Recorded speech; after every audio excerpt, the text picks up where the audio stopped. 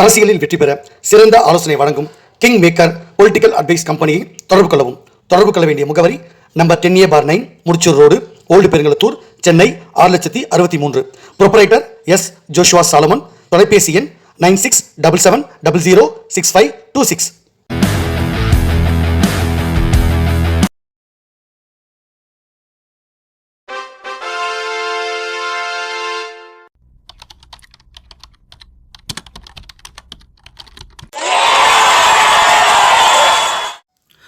உலகத் தமிழ் ரசிகர்கள் அத்தனை பேருக்கும் என்னுடைய பணிவான வணக்கம். நான் செந்தில்குமார். இந்த பதிவில் பார்க்க போகிறது திமுகவுடைய துணை பொதுச் செயலாளர் இருக்கக்கூடிய ஆராஸ் அவர்கள். அவர் தான் அந்த கட்சியோட கொள்கை பரப்பு செயலாளரும் கூட. அவர் பாரதிய ஜனதா கட்சியோட கை கோர்த்துட்டார் அப்படின்றது ஒரு முக்கியமான தகவல். எந்த பத்திரிகையோ எந்த தொலைக்காட்சியும் எந்த யூடியூப்லேயோ சொல்லாத முதல் தகவலை நாம் ரிவீல் பண்ணுறோம். உங்கள் எல்லாருக்கும் தெரியும், எக்ஸ்க்ளூசிவான நிறைய ரகசியங்களை நம்ம முதல்லையே முன்கூட்டியே நம்ம அந்த சேனலில் சொல்லிவிடுவோம். ஸோ இதுதான் நம்முடைய ஸ்பெஷாலிட்டி. ஸோ அந்த மாதிரி ஆராஸ் அவர்கள் இப்போ பாஜகவோட கட்டுப்பாட்டுக்குள்ளே வந்துட்டார். பாஜக என்ன சொன்னாலும் அதை செய்ய போகிறாரு. இதன் மூலமாக என்ன நடக்க போகுது அப்படின்னு முக்கியம். இப்போ ஆராசா மட்டும் வரலைங்க, கனிமொழியோ அவர்களும் பாஜக கூட கை கோத்துட்டாங்க. அதனால தான் நல்லா புரிஞ்சுக்கங்க, இந்த ஒரு பெஹல்காம் தாக்குதல் நடந்தது இல்லையா, தீவிரவாதிகள் தாக்குதல், அதில் நம்ம மோடி அவர்கள் எந்த அளவுக்கு அதை எதிர்த்து போராடினார், தேச பாதுகாப்பு அப்படின்னு அந்த குழுவில் கனிமொழி அக்கா ஏன் சேர்க்கப்பட்டாங்க அப்படின்னு பார்த்தீங்கன்னா, அது பாஜகவோட ரெக்கமெண்டேஷன். அதில் அவங்க பாஜகவோட ரொம்ப நெருக்கமாக இருக்காங்கன்றதை நீங்கள் புரிஞ்சுக்கணும். ஏற்கனவே அதை பற்றி நான் சொல்லியிருப்பேன். இப்போது திராவிட முன்னேற்ற கழகத்தை நம்ம வீழ்த்தியே ஆகணும். அதற்கு இப்போ எப்படி அதிமுகலேருந்து திமுக அன்வர் ராஜாவை இழுத்தாங்க, அதே மாதிரி இன்னும் பல பேரை அவங்க திமுக பக்கம் எடுத்துக்கிட்டாங்க இல்லையா. ஸோ அதிமுக உடைக்கிற வேலையை திமுக பண்ணாங்கல்ல. இப்போது அதனால் அதிமுக ஒரு பலவீனப்பட்டு நிற்குதா. இப்போ திமுகவை பலவீனப்படுத்தணும் அப்படின்னா நமக்கு திமுகவை பலவீனப்படுத்த அங்கே இருக்க முக்கிய ஆற்றலை நம்ம தூக்கணும். அப்போது இங்கே ஆராசாவையும் கனிமொழி அவர்களையும் எப்போவோ நம்ம நம்ம பக்கம் கொண்டு வந்தாச்சு. இப்போது நம்ம ஒரு அசைன்மெண்ட் அவங்களுக்கு கொடுத்துருக்கோம். அந்த அசைன்மெண்ட்டை தான் அவங்க செய்ய போகிறாங்க. அது என்ன அசைன்மெண்ட் அப்படின்னாக்கா, இப்போது ஸ்டாலின் அவர்களும் அப்புறம் உதயநிதி ஸ்டாலின் இவங்களாம் வழக்கில் மாட்டியிருக்காங்க.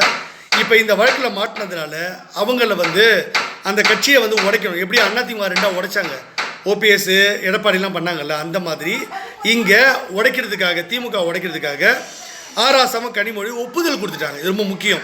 சும்மா போகிற போக்கில் அவங்க எதோ சொல்கிறாங்க வராங்க அப்படி இல்லை, அவங்க ஒப்புதலே கொடுத்துட்டாங்க. இப்போ அவங்க நம்ம ஆள். இப்போது ஸ்டாலினை எப்போ கைது பண்ண போகிறாங்கன்னு தான் அவங்க வெயிட் பண்ணுறாங்க. ஸ்டாலினையும், துர்கா ஸ்டாலின் அவர்களையும், அப்புறம் சபரீசன் அவர்களையும், அப்புறம் உதயநிதி ஸ்டாலினையும் எப்போ கைது பண்ணுவாங்க, இன்னும் திமுகவில் பல அமைச்சர்கள் எப்படி கைது பண்ணுவாங்க, அந்த கைது நடவடிக்கை நடந்த அடுத்த நிமிஷமே கண்டிப்பாக திமுகன்ற கட்சியை ரெண்டாக உடைக்க போகிறாங்க. அதுக்கான அசைன்மெண்ட் கொடுக்கப்பட்டாச்சு. இதனால தான் கனிமொழி அவர்கள் அண்மையில் தூத்துக்குடி எங்கேன்னு நினைக்கிறாங்க, ஒரு பெரிய மாநாடு மாதிரி ஒரு பெரிய மீட்டிங் ஒன்று போட்டாங்க. அதில் எந்த ஒரு ஆளுமே திமுககாரங்க கூட்டத்தில் இல்லவே இல்லை, காலி சேர்கள் இருந்தது. ஏன்னா திமுகவே கனிமொழி அவர்கள் இப்படி பிஜேபிக்கு ஆதரவாக செயல்படுறாங்க, இந்த கட்சியை உடைக்க பார்க்குறாங்க அப்படின்றதுனால அவங்களுக்கு போதிய ஒத்துழைப்பு கொடுக்காததுனால அங்கே தொண்டர்கள் யாருமே அவங்க பேச்சை கேட்குறதுக்கு இல்லை. அந்த மீட்டிங் பிசுபிசுத்து போச்சு. ஸோ இதுதான் இப்போ திமுகவில் நடக்கிற உட்கட்சி பிரச்சனை. இது கன்ஃபார்மாக நான் சொல்கிறேன், கனிமொழி அவர்களும் ஆராஸ் அவர்களும் பிஜேபியுடைய கைப்பாவையாக மாறிவிட்டார்கள். அதுக்கு என்ன காரணம்னா, உங்களுக்கு தெரியும், ஒரு வழக்குன்னு வந்தால் அந்த வழக்கில் அவங்களுக்கு ஒரு மன்னிப்பு கொடுக்கப்படும். எடுத்த உடனே தண்டனைலாம் கொடுக்க மாட்டாங்க. மன்னிக்கக்கூடிய குற்றமாக இருந்தால் மன்னிப்பு கொடுப்பாங்க, தண்டனைக்குரிய குற்றமாக இருந்தால் தண்டனை கொடுத்து பாஜகவுடைய ஸ்டைலு. பாஜகன்ற ஒரு கங்கையை போன்றது, அதில் எல்லாரும் பாவ மன்னிப்பு கேட்கலாம், அதில் மூழ்கி நீங்கள் பாவத்தை போக்கிக்கலான்னு நான் தான் உங்களுக்கு ஏற்கனவே முதல்ல அறைகோல் விடுத்தேன். அந்த அடிப்படையில் இன்னும் சொல்லப்போனால் இவங்க எதிர்கட்சிக்காரன் சொல்ல மாதிரி வாஷிங் மிஷின் வச்சுருக்காங்க பிஜேபி. அந்த வாஷிங் மிஷினில் ஆராஸ் அவர்களையும் கனிமொழி அவர்களையும் உள்ளே போட்டு துவைச்சி வெள்ளையாக்கிட்டோம். அதனால தான் 2G வழக்கில் அவங்களை கைது பண்ணாமல் அவங்களுக்கு ஒரு அசைன்மெண்ட் கொடுத்தாங்க. நீங்கள் பண்ண தப்பை சரி பண்ணனா, திமுக சொல்லி தான் நீங்கள் ஊழல் பண்ணீங்க, ஆராசா அந்த பணத்தை எடுத்துக்கல, கனிமொழி அவர்கள் பெரிய பகுதியை எடுத்துக்கல, அவங்களுக்கு கலைஞர் துரோகம் பண்ணிட்டார். அந்த கட்சியில் ஸ்டாலின் அவர்களும் அவங்க குடும்ப ஆட்சி தான் நடத்துகிறாரு. அப்போ கனிமொழி அவர்களும் புறக்கணிக்கப்பட்டார். ஆராஸ் அவர்களும் ஒரு துருப்பு சிட்டாமட்டை பயன்படுத்திக்கிட்டு இவங்க அந்த சொத்தை எல்லாம் இவங்க ஆட்டையை போட்டாங்க. அந்த குடும்பம் தான் சொத்தை அனுபவிக்குது. இல்லை அழகிரிக்கும் பெருசாக லாபம் இல்லை, கனிமொழிக்காக லாபம் இல்லை. அப்போ இவங்களுக்கு சும்மா இருப்பாங்களா?